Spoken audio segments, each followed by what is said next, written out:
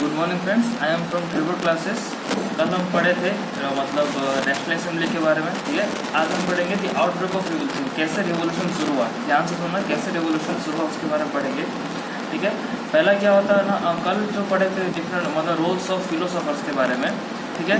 मतलब 3-4 जो फिलोसोफर थे उनका मतलब मिडिल क्लास से बिलोंग करते थे और वो कैसे अपने आइडियाज़ सामने लेके बुक्स लेके आए, ठीक है। तो उन सब के बारे में पढ़ेंगे। क्या हुआ ना, लुइस 16 जो था उसने क्या किया ना, प्लान टू इम्पोज टैक्सेस, ठीक है। उस टाइम क्या हुआ था ना, ट्रेजरी खाली हो गया था लुइस 16 का, तो उसको भर्ती करना था, मतलब कंट्री चलाना था, स्टेट चलाना था, आर्मी मेंटेन करना था। तो उसके लिए क्या चाहिए, पैसा चाहिए। पैसा किधर से लाता वो ना, उसने स्टेट टैक्स इम्पोज किया। वो स्टेट इम्पोज करने के लिए उसका पास अकेले के पास पावर नहीं था, तो उसको क्या करना था ना, जनरल स्टेट मीटिंग बुलाना था। समझ में? जनरल स्टेट मीटिंग क्या होता है ना, तीनों स्टेट का जो हमारे पढ़ा था ना, first state, second state, third state. First में कौन था, क्लर्जी था। सेकंड में कौन था, नोबिलिटी। थर्ड में कौन था हमारा ना, जो पीजेंट्स होता है, ठीक है। जो थर्ड स्टेट, इन 3 स्टेट्स को जो मीटिंग बुलाया जाता है और मीटिंग से फैसला होता है, वोटिंग के थ्रू फैसला होता है कि जो टैक्स होता है इम्पोज होगा या फिर कोई प्रॉब्लम होता है तो इम्पोज होगा कि नहीं, ठीक है। तो प्लान टू इम्पोज टैक्स, ठीक है, can not impose tax without the meeting of state. वो मीटिंग के बिना ये टैक्स इम्पोज नहीं कर सकता था। लास्ट टाइम कब मीटिंग हुआ था, last meeting was called in 1614। इससे पहले जो रूलर्स थे उसने कब मीटिंग ऑर्गेनाइज किया था ना, 1614 को, बहुत साल पहले। हम पढ़ रहे 17 के बारे में, ठीक है। कम से कम लगभग 1 सेंचुरी पहले इसने मीटिंग ऑर्गेनाइज किया था। फिर से एक मीटिंग कब हुआ ना, 5 मई 1789। ध्यान से सुनना, 5 मई 1789। बस्टाइल इवेंट याद है, 1789 में हुआ था। बस्टाइल इवेंट कब हुआ था, जुलाई को, ठीक है। मई, जून, जुलाई, 2-3 महीने का गैप है। समझ में? 2-3 महीने का गैप के अंदर पहले क्या हुआ था ना, 5 मई 1789 में क्या हुआ ना, मीटिंग ऑफ जनरल स्टेट फिर से बुलाया गया, ठीक है। मीटिंग ऑफ जनरल स्टेट को फिर से बुलाया गया। उसमें क्या हुआ ना, प्रपोजल फॉर न्यू टैक्सेस। उन्होंने क्या रखा, प्रपोजल फॉर न्यू टैक्सेस, ठीक है। न्यू टैक्सेस का प्रपोजल रखा, जिसमें जो जनरल स्टेट मीटिंग में कितने लोग थे, कम से कम 300 रिप्रेजेंटेटिव फ्रॉम ईच, मतलब फर्स्ट स्टेट के 300, सेकेंड स्टेट के 300 लोग थे, ठीक है। इंपोर्टेंट है, बाद में काम आएगा समझने में, ठीक है। पहले स्टेट में कितना लोग था, 300, सेकेंड स्टेट से 300, लेकिन थर्ड स्टेट टोटल कितना था, थर्ड स्टेट से 300 ही रिप्रेजेंटेटिव थे, ठीक है। थर्ड स्टेट कौन थे, जो लोएस्ट स्टार्टर थे, मतलब जो मिडिल क्लास के, मतलब जो नीचे वर्ग के लोग थे, उनका कितना था, मात्र 1600 जो लोग थे उनको बुलाया गया था। मतलब वुमेन्स को कोई, मतलब जो लड़कियां होती थी या फिर जो औरतें होती थी उनको कुछ भी वैल्यू नहीं दिया जाता था, ठीक है। वैल्यू नहीं दिया जाता था, ठीक है। समझ में आ रहा है? तो क्या हुआ, जो 600 लोग थे ना थर्ड स्टेट के, उन्होंने अपने साथ क्या लेके आया था ना, कम से कम 40,000 लेटर्स, ठीक है। मतलब जो दोहार होती है ना, मतलब प्रॉब्लम्स होती है, उनके साथ क्या लेके आए थे ना, 40,000 जो लेटर थे उनके साथ लेके आए थे। लेकिन उनका कुछ फायदा नहीं हुआ, लुइस 16 ने कुछ भी नहीं देखा। उसको क्या चाहिए था, सिर्फ टैक्स का ही प्रॉब्लम सॉल्व करना था, टैक्स को ही बढ़ाना था, ठीक है। लेकिन क्या हुआ, उस टाइम अलग प्रकार का वोटिंग राइट था। क्या वोटिंग राइट था ना, फर्स्ट, सेकेंड, थर्ड स्टेट ना, ईच स्टेट से एक ही वोट जाएगा। समझ में? ईच स्टेट से एक ही वोट जाएगा। तो कॉमन सेंस है, थोड़ा ध्यान से देखना। थर्ड स्टेट में कितने लोग थे बेटा ना, 600 लोग थे। सेकेंड स्टेट के कितना लोग थे ना, कौन था, 300, और ये 300। तो मेजोरिटी किसका रहा ना, इसका ही रहा मेजोरिटी। दो स्टेट से, मतलब जो भी वोट होगा तो फर्स्ट और सेकंड स्टेट के ही लोग देंगे ना, क्योंकि उनका प्रॉफिट है उसमें, थर्ड स्टेट कुछ प्रॉफिट नहीं है। समझ में? तो कौन जीतेगा ना, यही जीतेगा ना, फर्स्ट और सेकंड स्टेट, मतलब यही टैक्स इम्पोज हो जाएगा। तो उन्होंने क्या किया ना, voting rates, equal voting rates मांगा। किसने मांगा, थर्ड स्टेट मांगा। तब क्या था, वोटिंग रेट्स नहीं था, ठीक है। But voting heard be conducted on the principal that each state heard 1 vote, ठीक है। एक स्टेट को लोग सिर्फ एक ही वोट दे सकता था, जो कि बहुत ही नाइंसाफी था, या फिर आप लोग बोल सकते हैं डिस्क्रिमिनेशन था, ठीक है। समझ में?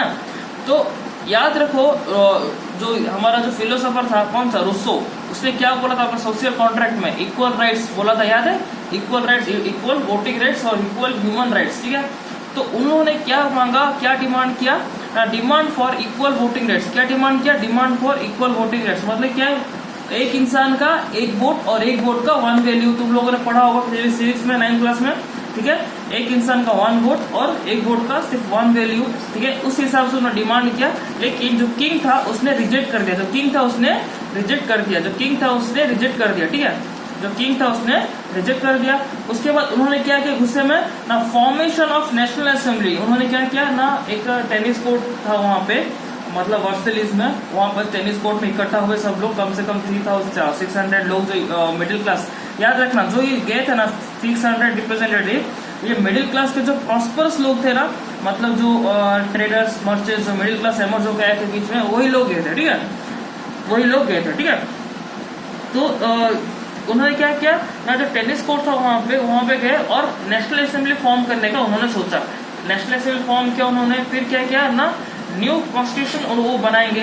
न्यू कॉन्स्टिट्यूशन बनाने के लिए टाइम लगता है, तो उन्होंने प्रण लिया कि जब तक हम न्यू कॉन्स्टिट्यूशन नहीं बनाते वहां से कहीं भी नहीं जाएंगे, ठीक है, समझ में आया, ठीक है। अब देखो वहां पे 2 इम्पोर्टेंट लोग थे, ठीक है, कौन था, मीराबियो था। 2 इम्पोर्टेंट जो लोग मेंशन हुआ है तुम्हारा, ठीक है, कौन था ना, मीराबियो, और एक कौन था, एब्रेसियास, ठीक है। ये 2 इम्पोर्टेंट है। कैसे इम्पोर्टेंट है ना, जो मीराबियो था वो नोबिलिटी क्लास से बिलोंग करता था, फर्स्ट सेकंड स्टेट से, ठीक है, लेकिन वो किसका साथ दे रहा था ना, थर्ड स्टेट का साथ दे रहा था। जो एब्रेसियास था वो भी क्लर्जी के एक प्रीस्ट था, मतलब पुजारी, किसका, क्रिश्चियन का पुजारी था, जो कि फर्स्ट स्टेट से बिलोंग करता था, वो भी किसका साथ दे रहा था ना, थर्ड स्टेट का साथ दे रहा था। क्यों दे रहा था, नहीं, क्योंकि उनको भी कहीं ना कहीं लग रहा था कि जो ये डिस्क्रिमिनेशन है वो बंद होना चाहिए, मतलब जो अनइक्वालिटी या uneven distribution of voting right से वो बंद होना चाहिए, ठीक है, समझ में। तो जो एपिसियास था उन्होंने अपने बुक में व्हाट इज थर्ड स्टेट एक बुक बनाया, ठीक है, जिसमें उन्होंने थर्ड स्टेट के बारे में बहुत सारी तारीफें की और उसमें बताया गया कि क्यों उनको वोटिंग राइट्स मिलना चाहिए, समझ में आया, ठीक है। पार्लाली क्या हो रहा था उस टाइम, पार्लाली देखो, while the National Assembly was busy in Versailles on drafting a constitution, France was turmoil। Turmoil का मतलब समझो, टर्मोइल का मतलब क्या होता है ना, अस्थिरता, इम्बैलेंस, समझ में। उस टाइम क्या हुआ ना, नेशनल असेंबली तो बिजी थी कॉन्स्टिट्यूशन ड्राफ्ट करने में, टेनिस कोर्ट में, तो उसी टाइम क्या हो रहा था ना, पूरे फ्रांस में इम्बैलेंस हो रहा था। किस वजह से ना, पहला रीजन क्या था, सब्सिस्टेंस क्राइसिस, जो हम लोगों ने पढ़ा, वहां पे मतलब खाने की कमी होने लगी। हार्श विंटर, मतलब बहुत विंटर, बर्फ पड़ने पे जो हार्वेस्ट था वो क्रॉप फेलियर हो गया। क्रॉप फेलियर की वजह से क्या हुआ, crisis in the country. Bread price जो हुआ, वो ब्रेड प्राइस बहुत ही इंक्रीज हो गया, ठीक है, लोगों को खाना मिलना बंद हो गया। डिमांड ज्यादा था लेकिन सप्लाई कम था, समझ में।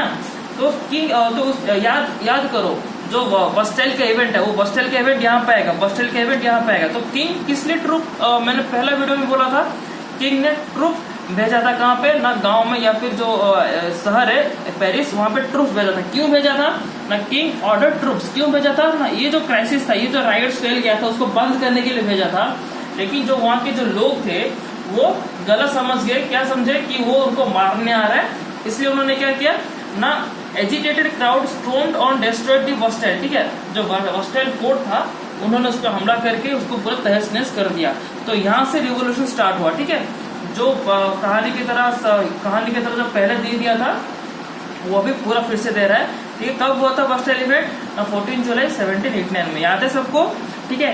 पहला ये क्या इवेंट है, ये पहला इवेंट था। सेकंड इवेंट क्या हुआ, सेकंड स्टॉर्मिंग, मतलब सेकंड हादसा क्या हुआ ना, जो पीजेंट्स थे, ठीक है, अटैक दी चौथियार मतलब क्या होता है, जो मैनर्स हाउस होता है, ठीक है, जो मैनर जहाँ पे रहते हैं, लैंडलॉर्ड जहाँ पे रहते हैं, वहां पे अटैक कर दिए। क्यों अटैक कर दिए ना, उनका एक डर था, किसका डर था, पीजेंट्स का डर था अबाउट द मैनर। क्या डर था कि वो आएंगे अपना लैंड्स ले लेंगे, ठीक है, और ड्यूज है वो बढ़ा देंगे, समझ में। इसके डर से क्या किया उन्होंने भी अटैक करके मैनर्स हाउस को अटैक करके सारा सामान ले गया, खाना पीना सब ले गया, समझ में।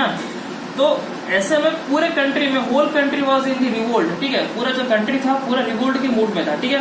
क्यों रिवोल्ट हो रहा था ना, थर्ड स्टेट जो चुपचाप बैठ रहा था, फर्स्ट और सेकंड स्टेट की बात मान रहा था, अभी क्या हुआ ना, थर्ड स्टेट भी बोलने लगा। क्यों बोलने लगा कि वहां पे भी लोग पढ़ने लगे, पढ़ के सब लोग सही और गलत का फैसला करने लगे, ठीक है। तो लुईस 16 जो था वो डर गया। क्या डर गया ना, जो लोग चुपचाप बैठते थे, हमारा ऑर्डर मानते थे, अभी वो क्या हुआ ना, उस पर ही चढ़ने लग गए। तो उसने क्या किया, डर के मारे लुईस 16 रिकॉग्नाइज नेशनल असेंबली, जो नेशनल असेंबली बना था उसको मान्यता दे दिया, ठीक है। जो नेशनल असेंबली उन्होंने बनाया था उसको मान्यता दिया और जो कॉन्स्टिट्यूशन था जो जिसने बनाया था, किसने बनाया था ना, नेशनल असेंबली जो कॉन्स्टिट्यूशन बनाया था उसको एक्सेप्ट कर दिया, ठीक है। एक्सेप्ट मतलब क्या किया ना, अब क्या होगा, जो लुईस 16 का जो पावर है वो डाइल्यूट हो जाएगा, क्या हो जाएगा, वो कम हो जाएगा। कैसे कम होगा, लुईस 16 क्या करेगा ना, कॉन्स्टिट्यूशन के अंडर काम करेगा। किसके अंडर काम करेगा, कॉन्स्टिट्यूशन के अंडर। जैसे कॉन्स्टिट्यूशन में जो जो कॉन्स्टिट्यूशन बोलेगा वो वही वही करेगा, ठीक है। इसके पास अल्टीमेट पावर नहीं रहेगा, किसके पास रहेगा पावर ना, कॉन्स्टिट्यूशन के पास पावर रहेगा, नेशनल असेंबली पावर रहेगा, ठीक है। बाद में पढ़ेंगे। Power were taken from clergy. इसके बाद क्या हुआ, नेशनल असेंबली क्या किया ना, जो क्लर्जी का पावर था उसने अपने हाथों में ले लिया, ठीक है। क्लर्जी का पावर था उसने छीन लिया। और जो टैक्स था, एबोलिश टैक्स क्या था याद है, 1/10 ऑफ द प्रोडक्शन, याद है 1/10 ऑफ द प्रोडक्शन। तो जो था उन्होंने वो कैंसिल कर दिया। किसने कैंसिल कर दिया ना, नेशनल असेंबली ने कैंसिल कर दिया, ठीक है। इतना समझ में आ गया। अब हम पढ़ेंगे फ्रांस कैसे कॉन्स्टिट्यूशनल मोनार्ची बना, ठीक है। फ्रांस बिकम कॉन्स्टिट्यूशनल मोनार्ची, ठीक है। फ्रांस बिकम कॉन्स्टिट्यूशनल, ध्यान से देखो। National assembly completed drafting of constitution in 1789। कब ड्राफ्ट किया, 1789 में। टाइम तो लगता है ना ड्राफ्ट करने में, मतलब 1789 में उन्होंने क्या किया ना, नेशनल असेंबली फॉर्म किया।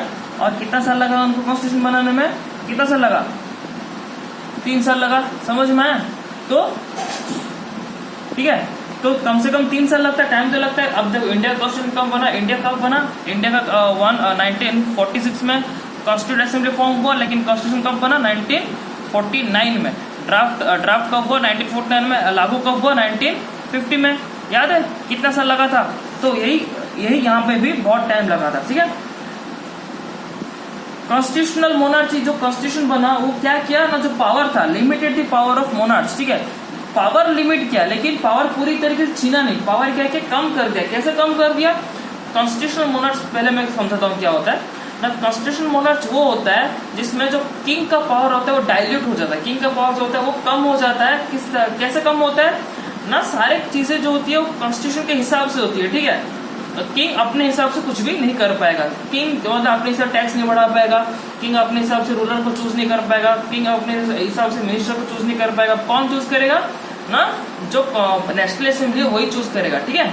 समझ में। अब क्या हुआ ना, separation of power. Separation of power का आइडिया किसने दिया था, याद है सेपरेशन ऑफ पावर का आइडिया किसने दिया था, देखो मॉन्टेस्क्यू जो था, याद है मॉन्टेस्क्यू, डिवीजन ऑफ पावर बोला था। सेपरेशन ऑफ पावर मतलब डिवीजन ऑफ पावर, ठीक याद है। तो क्या हुआ वहां पे ना, सेपरेशन ऑफ पावर हुआ, मतलब जब पावर शेयरिंग होता है, ठीक है। पावर शेयर हुआ किसके बीच में ना, जुडिशियरी, एग्जीक्यूटिव और लेजिस्लेटिव के बीच में पावर शेयर हुआ, ठीक है। अब सबको वोटिंग राइट्स तो मिल गया, आफ्टर कॉन्स्टिट्यूशन वाज मेड सबको वोटिंग राइट्स मिल गया।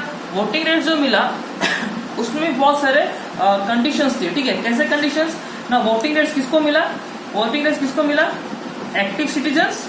उन्होंने भी सिटीजन्स को 2 प्रकार के डिवाइड कर दिया। क्या डिवाइड किया ना, एक्टिव सिटीजन्स और एक क्या था ना, पैसिव सिटीजन्स। एक्टिव सिटीजन्स कौन थे ना, मैन अबव 25 ईयर्स ओल्ड, जो आदमी ठीक है,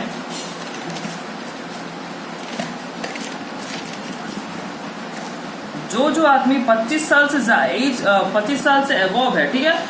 और वो क्या पे करता है, who pay taxes equal to at least 3 days of labourers. इसका मतलब क्या समझते हैं, इसमें हमेशा कंफ्यूजन रहता है। एक दिन में जो लेबर जितना कमाता है, 3 दिन में जितना कमाएगा उतने हिसाब से जो टैक्स पे करता है उसको ही वोटिंग राइट्स मिलेगा, ठीक है। उसको ही वोटिंग राइट्स दिया जाएगा, ठीक है। और जो पैसिव सिटीजन कौन था, इसके अलावा किसके अलावा, मतलब बाकी मैन एंड वुमेन जो 25 साल से कम थे और जितना भी वुमेन मतलब वुमेन थे उनको भी वोटिंग राइट्स बिल्कुल नहीं था, ठीक है। उसको क्या बोलते थे हम लोग ना, पैसिव सिटीजन्स बोला जाता था, ठीक है। इतना समझ में आ गया, क्लियर हो गया। तभी जाके हम यहाँ पे चलेंगे, ठीक है। ये देखो अब क्या होता है, जज, किंग और नेशनल असेंबली, याद है। अब पूरे जो फ्लो चार्ट है उसको समझाता हूँ। एक्टिव सिटीजन्स थे, एक्टिव सिटीजन्स कौन थे ना, जो 25 साल से ज्यादा थे और उनको जो कितना 3 दिन का टैक्स पे करते थे, ठीक है। अब उसमें भी एक कंडीशन था, क्या कंडीशन था, जो इसमें सबसे ज्यादा टैक्स पे करता है उसको क्या करते हैं, इलेक्टर्स घोषित किया जाता है। मतलब यह कितना 4 लाख, कम से कम 4 लाख लोग थे। 4 लाख लोगों में से 50,000 लोगों को चुना जाता था। क्या चुना, इलेक्टर, आज से इलेक्टर चुना जाता, समझ में आया। इलेक्टर बनाया जाता था। अब ये इलेक्टर से जो सबसे ज्यादा अमीर होगा, जो सबसे ज्यादा पैसा वाला होगा, वो नेशनल असेंबली में जाएगा, ठीक है। 745 मेंबर्स को चुना जाता था। इंडियन पार्लियामेंट में कितना मेंबर होता था? 545, लेकिन यहाँ पे कितना ना 745 मेंबर्स होते थे, ठीक है। अब जो ये नेशनल असेंबली बना, ये क्या कंट्रोल करेगा ना? कंट्रोल किंग कंट्रोल करेगा, किंग को कंट्रोल करेगा, और ये इसमें से कुछ मिनिस्टर्स को भी चूज करेगा, ठीक है। इसमें से कुछ मिनिस्टर को भी चूज करेगा। समझ में आ रहा है पावर किस तरह से? और देखो, जो नेशनल असेंबली था वो किंग को कंट्रोल करेगा, लेकिन किंग के पास एक वेटो पावर था। वेटो पावर मतलब क्या समझते हो? वेटो पावर मतलब ये होता है, जो भी नेशनल असेंबली बोलेगा ये हाँ या ना बोल सकता है, ठीक है। हाँ या ना बोल सकता है, तो वो होता है वेटो पावर। समझ में आया, ठीक है। उसके बाद इतना समझ में आ गया, किंग और ये मिनिस्टर को चूज करेगा। जज कैसे चूज होता है ना? जो एक्टिव सिटीजन होते हैं वो क्या करते हैं ना, मिलके जज को चूज करते हैं। समझ में? जज को चूज करते हैं, ठीक है। इतना समझ में आ गया कैसे फ्रांस कॉन्स्टिट्यूशनल मोनार्ची बना, ठीक है। फिर से बता रहा हूँ, देखो, France national assembly completed drafting of constitution in 1789, limited the power of monarch, limited the power of monarch, ठीक है। इसका मतलब क्या, जो पावर था मोनार्च का वो कम हो गया, ठीक है। सेपरेशन ऑफ पावर मतलब क्या है ना? जुडिशियरी, एग्जीक्यूटिव और लेजिस्लेटिव, ठीक है। तीनों में पावर डिवाइड हो गया। जैसे हमारे कंट्री में देखो, सेंट्रल गवर्नमेंट, स्टेट गवर्नमेंट और लोकल गवर्नमेंट पावर शेयर हुआ है, प्लस जुडिशियरी, एग्जीक्यूटिव और लेजिस्लेटिव में। जुडिशियरी कौन होता है? सुन लो, जुडिशियरी कौन होता है? जो लॉस बनाता है या फिर जो कंट्रोल करता है, ठीक है, जिसके पास पावर होता है सही और गलत का फैसला करने का। एग्जीक्यूटिव कौन होता है? जो पूरे चीजों को एग्जीक्यूट करता है, मतलब जो कंट्री को चलाता है, ठीक है। लेजिस्लेटिव कौन होता है? जो लॉ बनाता है। समझ में आया, ठीक है, जो लॉ को कंट्रोल मतलब सही और गलत बताता है। समझ में आया? तो जुडिशियरी, एग्जीक्यूटिव और लेजिस्लेटिव समझ में आ गया। और एक चीज है यहाँ पे था डिक्लेरेशन ऑफ राइट्स, ठीक है। जो डिक्लेरेशन ऑफ राइट्स है, राइट टू वोट था, राइट टू फ्रीडम था, राइट टू मतलब फ्रीडम टू स्पीच था, जितने भी थे डिक्लेरेशन ऑफ राइट, वो किसको मिला था? सिर्फ मैन को मिला था, ठीक है।